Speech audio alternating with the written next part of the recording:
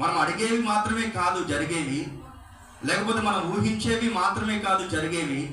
మనం అడిగిన వాటన్నిటికంటే కూడా, మనం ఊహించిన వాటన్నిటికంటే కూడా మనలో దేవుడు నింపినటువంటి శక్తి మూలముగా, ఆయన శక్తి ద్వారా దేవుడు ప్రతి కార్యాన్ని జరిపించుకుంటూ వస్తా ఉన్నాడు. దేవునికి స్తోత్ర, హల్లెలూయా.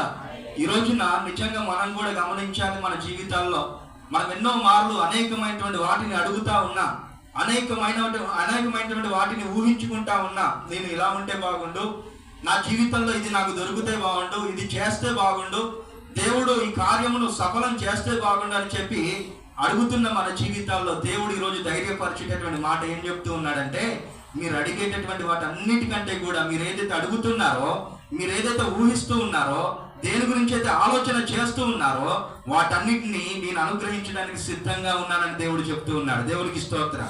ఆ శక్తి దేవుని శక్తి మూలముగా జరుగుతున్నటువంటి కార్యం ఇది. దేవుడు చేస్తూ వస్తూ ఉన్నాడు. ఆయన చేయగలిగినటువంటి శక్తిమంతుడు. హల్లెలూయా.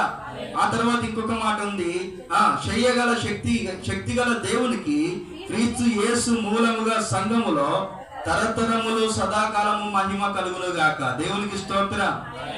ఆయన చేస్తూ ఉన్నాడు కార్యాలను. మనం అడిగిన వాటన్నిటికంటే, ఊహించిన వాటన్నిటికంటే ఆయన చేస్తూ వస్తూ ఉన్నాడు. ఆ దేవునికి మహిమ చెల్లించాల్సినటువంటి అవసరం మనకుంది. దేవునికి స్తోత్రం. అవునా కాదా? ఆయన చేసుకుంటూ వెళ్ళిపోతా ఉన్నాడు. ఆయన మనం అడిగిన వాటన్నిటిని ఇస్తా ఉన్నాడు. ఊహించిన వాటన్నిటిని చేస్తూ ఉన్నప్పుడు మనం ఏం చేయాలట? దేవుణ్ణి మహింపరిచే వారిగా ఉండాలి. దేవుని మహింపరచకుండా ఇది నా వల్ల అయింది, నా శక్తి వల్ల అయింది అనేది చెప్పుకోవడానికి వీల్లేదు. ఇది దేవుని శక్తి మూలంగా, మనలో కలిగినటువంటి దేవుని శక్తి మూలంగా నేను ఫలానా కార్యమును చేయగలిగాను, లేకపోతే దేవుడు చేశాడు అని చెప్పి ఆయన్ని స్తుతించుదుము గాక.